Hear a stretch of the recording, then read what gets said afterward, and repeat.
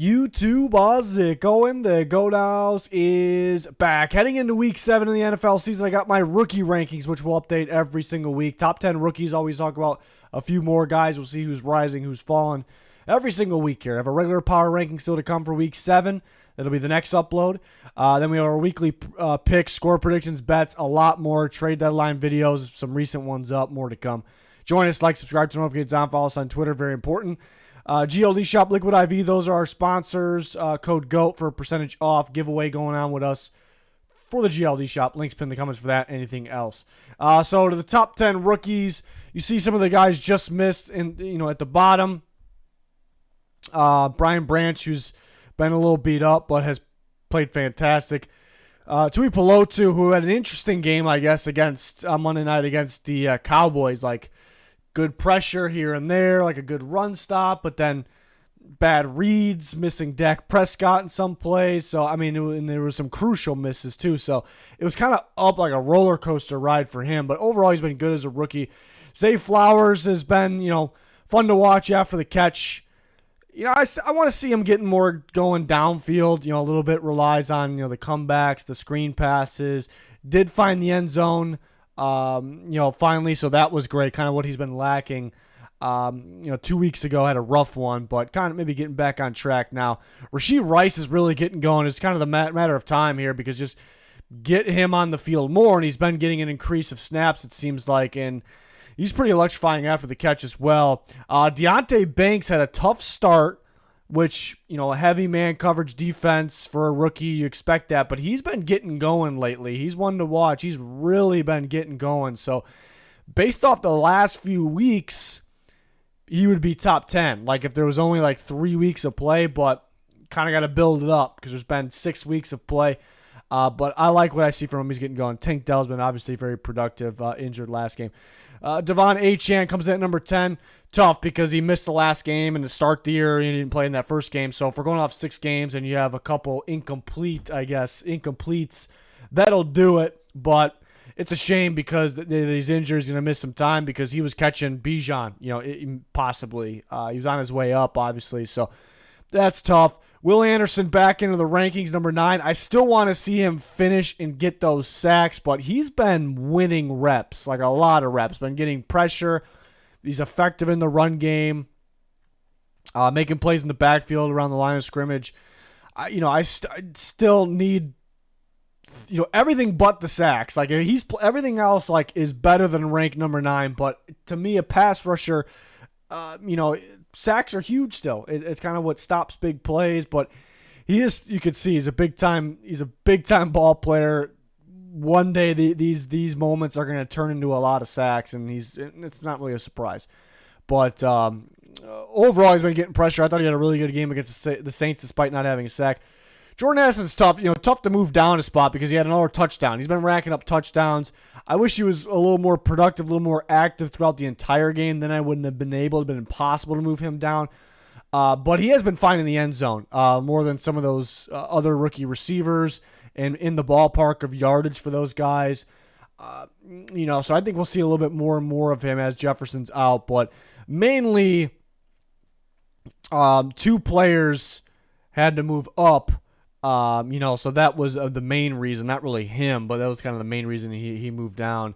And it was kind of the same situation with Sam Laporta, who's been fantastic. But it wasn't super productive, not the end of the world. I mean, he did have like 30-plus yards. It's pretty good, still pretty decent for a tight end, but more so other players needed to move up. Byron Young has been fantastic for the Rams. He had a monster game. Not only did he add another sack, but he was getting a lot of pressure. He was a big-time disruptor in the backfield, so I love what I saw from him.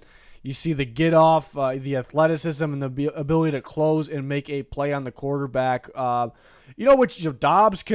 is sneaky. He can escape, and whether that's make a throw on the run or escape and actually run. And so to be able to not only get that pressure, but finish, get the sack, getting hits on the quarterback, making big plays in the backfield, I think that's huge. So I love what I've seen from him. He's arguably the best pass rusher, of the rookies. It's kind of been a battle between him, Anderson, and Tui Pelotu. Then Devon Witherspoon is boosted up to number 5 spots up. And I think he gave up a catch early against Jamar Chase, but after that, he was pretty much locking him down when he was in this area, whether it was man coverage. But the Seahawks run mainly zone. That's what people don't really realize, too. Like, all week we heard about, because maybe there's a little bit of trash. It really wasn't trash talk. I don't know if you want to call it that. But with Witherspoon and Chase, so people are like, oh, this guy's going to be on this guy. And like, the way media and fans talk is like there's only man coverage. Like, no, there's zone coverage. Corners are going to have to guard other corners or other receivers. They're going to have to cover zones, and they'll see some man coverage. But overall, I thought he did a hell of a job. That was a hell of a job closing on the ball. Forcing incompletions. The guy flies around the football field, and his last performance was better, but it was insane too. So he's kind of holding on to that as well.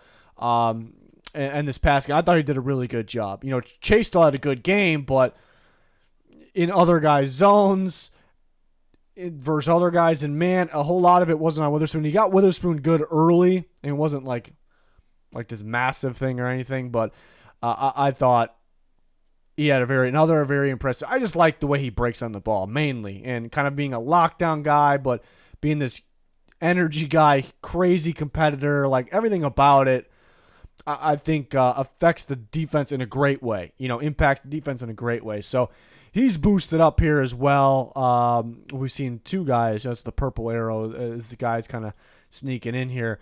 Bijan, number 4, he caught the ball pretty well once again. He did not run the ball very well in this game. I was surprised. Going against the Commanders' defense has been struggling.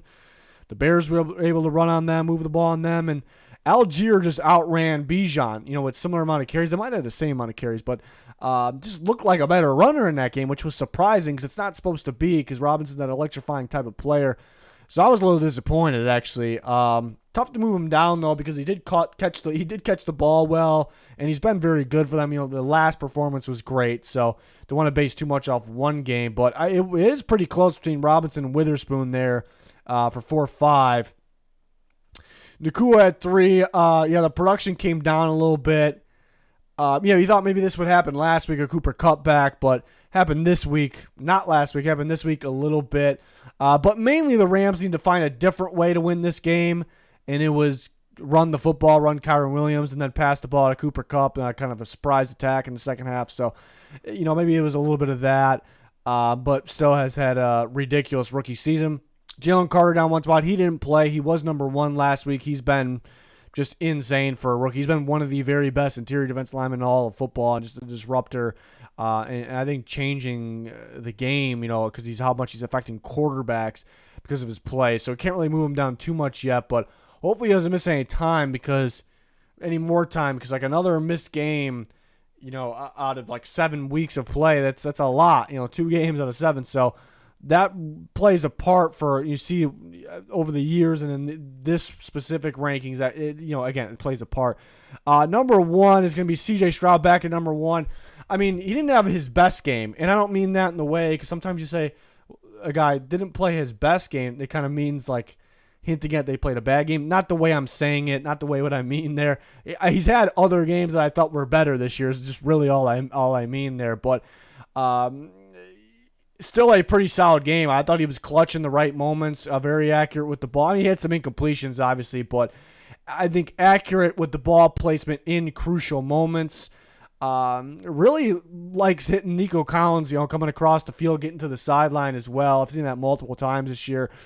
But just being so smart, eyes in the back of his head, escaping pressure, knowing when to get the ball out, knowing when he's got to go and throw on the run, get out of the pocket, then throw, I'm just making big plays, the drives where they need to score, where they need to find, make plays.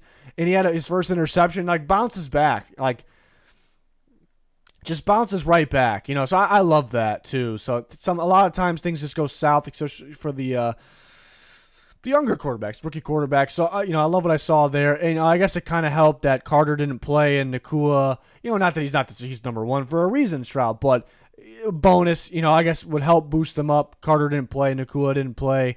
He played, but he wasn't super productive. Robinson, I was disappointed with his running game, honestly. Witherspoon's on his way up. Byron Young might be on his way up. Can he put something consistent together?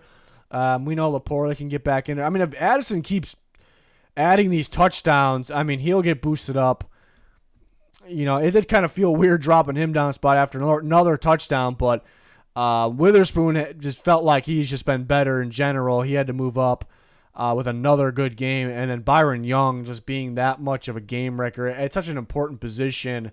I thought he was a monster in that game, and a part of the comeback. Well, they were only down 3, but the second half surge for the Rams. So I was very much impressed. So yeah, he had to move up as well. So that's kind of what happened there. But a lot of good rookies. Excited to see what these guys can do.